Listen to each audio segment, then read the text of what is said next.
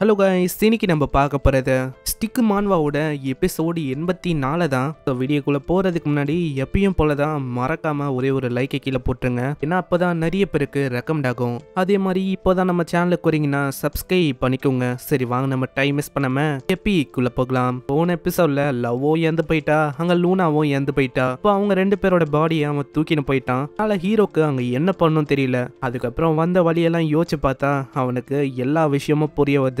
எனக்கே அவன் ஆட்டத்தை காட்டிட்டான்ல, நான் வந்து யாருன்னு அவனுக்கு காட்டணும். ஸோ பொறுமையா வெயிட் பண்ணு, நான் வரேன், உன்னை தேடி வரேன். அதுக்கப்புறம் அவன் வானத்துல பாந்துங்கன்னே சொல்றான், ஹேய் எங்க இருக்க, வெளியில வா, எங்க இருக்க, வெளியில வா அப்படின்னு அங்க பாட்டெல்லாம் பாடின இருக்கான். எனக்கு தெரிஞ்சு அவங்க எல்லாருமே எலி மாதிரி எங்கேயோ ஒழிஞ்சுன்னு இருக்காங்கன்னு நினைக்கிறேன். ஏன்னா இப்போ என்னால எங்க பார்த்தாலும் அவங்கள பார்க்கவும் முடியல. மாஸ்டர், நம்ம வந்து என்ன பண்ணிருக்கோம், எவ்வளவு ஹைட்ல, அங்க பேருக்கு ஹைட்னா பயம் போல, அப்படி அது பயங்கரமா நடுங்குது. அதுவா, இதுக்கு முன்னாடி நம்ம சண்டை போட்ட அவனை தான் தேன இருக்கும். அவனை எங்க பார்த்தாலும் இப்போ வந்து அவனை ஆளக்கானோ, அவன் எங்க போனானோ தெரியல. ஆமா ஆமா, நீங்க சொல்றது கரெக்ட் தான், அவனை எங்க தேடியும் நம்மளால கண்டுபிடிக்க முடியல. சரி, அப்படின்னா என் கிட்ட வர வழியில இந்த உலகத்தையே அப்படியே ஒட்டு மொத்தமா நான் அழிக்க போறேன். அவன் அப்படியே ஸ்விங் பண்ணலான்னு வருவான். அதுக்குள்ள அவனுக்கு ஒரு மெசேஜும் பாப்பப் ஆகுது. அனுப்புனது வேற யாரும் இல்ல, நம்ம லவ் தான். லவ் அதை எக்ஸ்டர்னலா அனுப்பிறப்பா, அதாவது கேம் வெளியில இருந்து மெசேஜ் பண்ணிருக்கா. கேம்குள்ள அப்படியே இவங்களால மெசேஜ் எல்லாம் பண்ணிக்க முடியாது, ஆனா வெளி உலகத்துல இருந்து இவங்களால கேம்குள்ள பண்ணிக்க முடியும். அதனால தான் இந்த குரோனோ லைஃப் வந்து ரொம்பவும் வித்தியாசமாகவும் ரியலிசமாகவும் இருக்கு. அதாவது சிம்பிளா சொன்னா, ஒரு பறவை அது வந்து லெட்டரை கொண்டு வந்து உங்களுக்கு தந்தா எப்படி இருக்கும், அதனால தான் இது கொஞ்சம் ஸ்லோவா இருக்கு. அதுக்கப்புறம் நம்ம லவ் காட்டுறாங்க. லவ்வும் இப்பதான் சொல்றா, என்னோட கேரக்டர் ஒன்னும் டெலீட் ஆகல, நீ வந்து அதுக்குன்னு இந்த ஒட்டுமொத்த உலகத்தையும் அழிக்க கூடாது. என்னது, உன்னோட கேரக்டர் டெலீட் ஆகலையா, என்ன சொல்ற, என்னால நம்பவே முடியல, நீ ஒரு யூனிக் பாஸ், அப்படி இருந்தும் உன்னோட கேரக்டர் டெலீட் ஆகலையா, நீ என்ன பொய்யா சொல்ற? இல்லப்பா, நான் வந்து எதுக்கு உன்கிட்ட பொய் சொல்ல போறேன், பொய்யெல்லாம் ஒன்னும் நான் சொல்லல, இது உண்மைதான். அதனால நான் என்ன சொல்லுவேன்னா, லாக் அவுட் பண்ண, நம்ம வெளியில வந்து நேரடியா பேசலாம் இந்த விஷயத்தை பத்தி. இதனால ஹீரோக்கும் புரியுது. அவன் உடனே அங்க அப்படியே லாக் அவுட்டும் பண்றான். நெக்ஸ்ட் சீன்ல அவன் ரியலான உலகத்துக்கு வரான். அவனுக்கு இன்னமும் புரியல லவ்வோட கேரக்டர் எப்படி இன்னமும் டெலீட் ஆகாம இருக்குன்னு. ஏன்னா லவ்வோட கேரக்டர் வந்து ஒரு யூனிக் பாஸ், டெலீட் ஆகலனா அப்போ என்ன, இது ஒரு பக்கா? அதே டவுட் தான் எனக்கும் இருக்கு. அது ஒரு பக்கான்னு எனக்கு சரியா தெரியல. ஆமா லூனா, நீ வந்து இங்க என்ன பண்ண இருக்க, அதுக்குன்னு நீ வந்து இப்படியெல்லாம் பயந்து போனமா? இப்ப பாரு, உன்னோட மண்டையிலே அடிபட்டுச்சு. இல்ல அது இருக்கட்டும், இந்த மாதிரி ரோச்ச லேடி, நீ வந்து இங்க என்ன பண்ண இருக்க, எப்படி நீ திரும்ப என்னோட வீட்டுக்குள்ள வந்த, எப்போ வந்த? நான் சீசன் 2 ஆரம்பிக்கிறதுக்கு முன்னாடியே, அதாவது 78வது எபிசோட்ல இருந்தே நான் இங்க தான் இருக்கேன். அதுக்கும் மேல எப்போ நீ கேம் ஆட ஆரம்பிச்சியோ அப்பத்துல இருந்தே உன் பக்கத்துல தான் நான் இருந்தேன். ஆனா நீ வந்து எப்படி இதை பண்ற, எனக்கு ஒண்ணுமே புரியல. எனக்கு என்ன புரியலனா, நீ வந்து எப்படிதான் என்னோட வீட்டுக்குள்ள இப்படியே வந்துடுற? ஏன்னா என்னோட பாஸ்கோட் அதை வந்து நான் மாத்திட்டேன். அதை நீ என்ன பாத்துட்டியா? எனக்கு ஒண்ணுமே புரியலையே.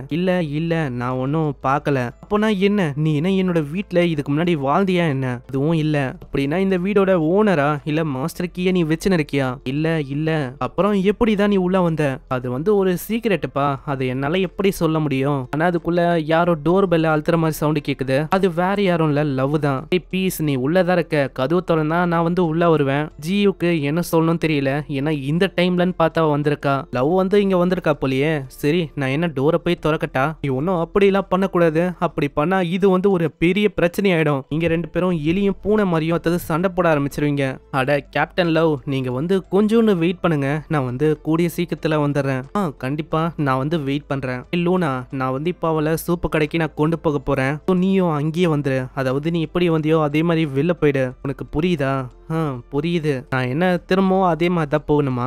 சரி, நான் வந்து உன்னை அங்கேயே மீட் பண்றேன். ஏன்னா என்னோட துணியும் நான் மாத்தணும். இதுக்கப்புறம் அவ இது ஒரு டோரை வந்து அப்படியே அங்க போறா. அங்க ஹீரோக்கு எதுவுமே புரியல. ஆமா, இவ எங்க போறா? அதுவும் என்னோட வீட்டுக்குள்ள வேற ஏதோ ரூமுக்கு போறா. என்னால இன்னமும் நம்ப முடியல. அவ என்ன கிளாசெட் வழியா வந்தா? ஏன்னா அவ துணியை மாத்தணும்னு சொல்லி போறா. அவளோட வீடே இல்ல. அங்க அப்படியே அவன் கத்தலான்னு போவானா? அப்புறம் தான் ஆளே பாக்குறான். அதை பார்த்து அவன் ரொம்ப ஷாக் ஆகுறான். லூனாவோட காஸ்டியூம் அது வந்து அப்படியே பிளாக்கா இருக்கு. ஃபைனலி நீ வந்து கண்டுபிடிச்சிட்ட போல. அதாவது நான் வந்து எப்படி உன்னோட வீட்டுக்குள்ள வந்தேன்னு.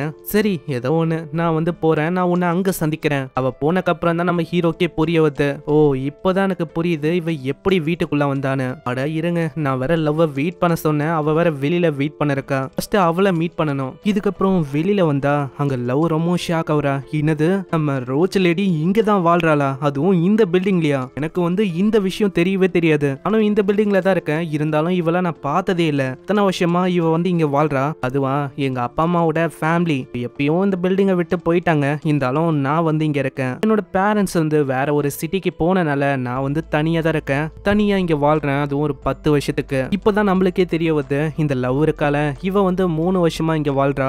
லூனா அவ வந்து 10 வருஷம், நம்ம ஹீரோ 6 மாசம். சரி லவ், இந்த மாதிரி நீ எதுக்காக இன்னமும் அந்த ஸ்டேஜோட அவுட்ஃபிட்டை போட்டுன்னு இருக்க?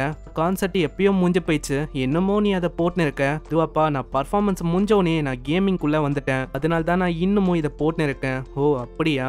இந்த அவுட்ஃபிட்டும் உனக்கு உண்மையிலேயே நல்லா இருக்கு தெரியுமா?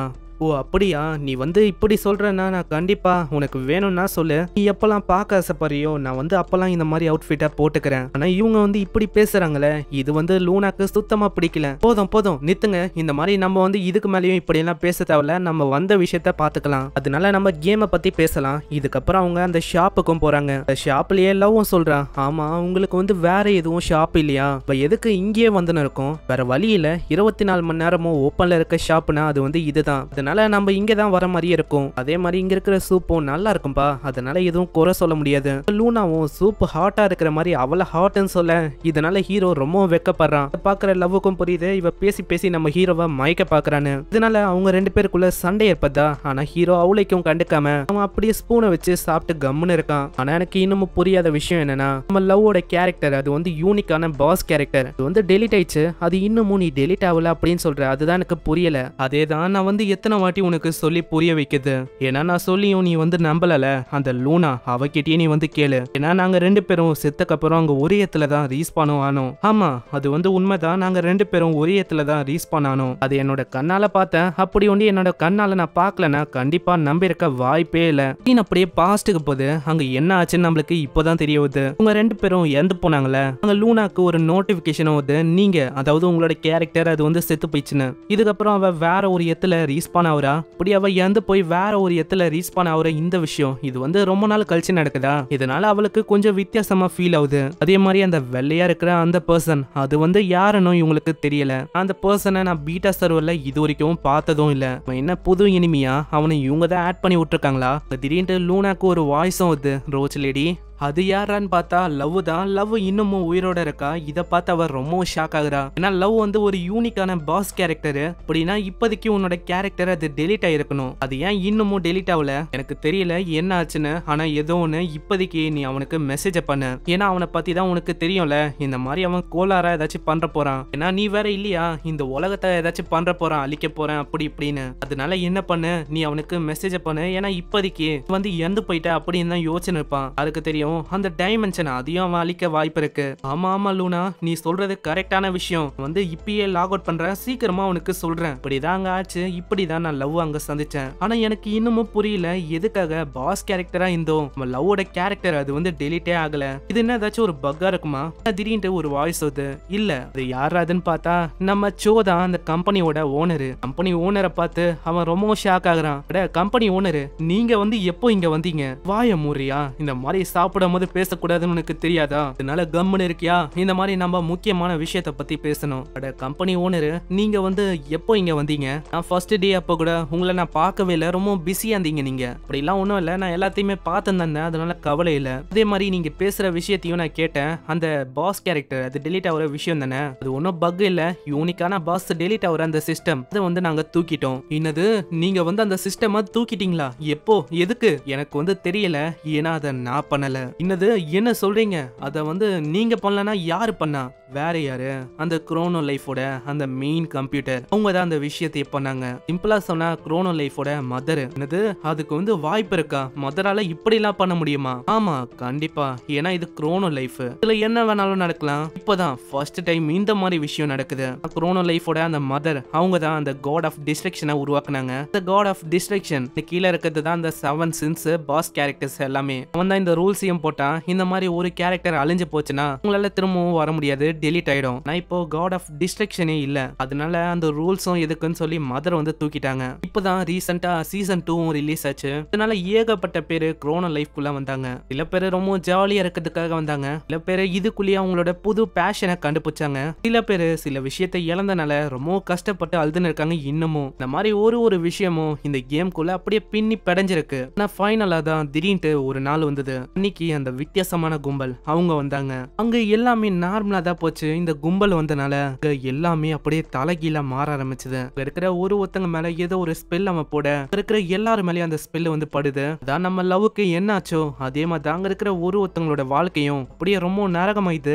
எல்லாருமே அங்க சதஞ்சு போயிடுறாங்க. இப்படி நம்ம லூனாக்கும் லவ்வுக்கும் என்ன ஆச்சு, அதாவது அவங்களால ஓடவும் முடியல, ஒளியவும் முடியல. இந்த மாதிரி தான் விஷயமும் இங்க நடக்குது. அவன் கொடூரமா அங்க சிரிக்கிறான். அவ்வளவுதான், எல்லாரோட கதையும் இங்கேயே முடியுது. இதுதான் ஆரம்பம் ஆஃப் கண்டாமினேஷனுக்கு. நான் நம்ம பிளான் படி இந்த குரோனோ லைஃப் ஆஃப் கான்டினென்ட்குள்ள நம்ம வந்துட்டோம். இதுக்கப்புறம் என்ன, இந்த ப்ராசஸ் இப்ப 10% இருக்கு. இதை நம்ம இன்னமும் அதிகமாக்கணும். இது என்ன விஷயம், இவன் ஏன் இப்படி பண்றான், இதெல்லாம் நம்மளுக்கு நெக்ஸ்ட் எபிசோட்ல தான் தெரியும். என்ன ஒண்ணு, நம்ம ஆளுங்க கேலவெண்டர் அந்த பிளானட்டுக்கு போயிருக்காங்களே, உங்களுக்கு இந்த விஷயம்லாம் தெரியாது. அவங்க வந்தக்கப்புறம் தான் இந்த விஷயமே அவங்களுக்கு தெரிய வரும். பார்க்கலாம் நம்ம ஹீரோவால இவனை தடுக்க முடியுதானே. ஏன்னா இவங்களோட பவர்ஸ் எல்லாம் ரொம்ப கொடூரமாகவும் மிஸ்டீரியஸாகவும் இருக்கு. பார்க்கறதுக்கு தயாரா இருங்க. அதே மாதிரி நம்ம சேனலுக்கு இது வரைக்கும் நீங்க சப்ஸ்கிரைப் பண்ணலையா, சப்ஸ்கிரைப் பண்ணிக்கோங்க. நான் உங்களை நெக்ஸ்ட் எபிசோட்ல சந்திக்கிறேன். தேங்க்யூ ஃபார் வாட்சிங். சைனரா.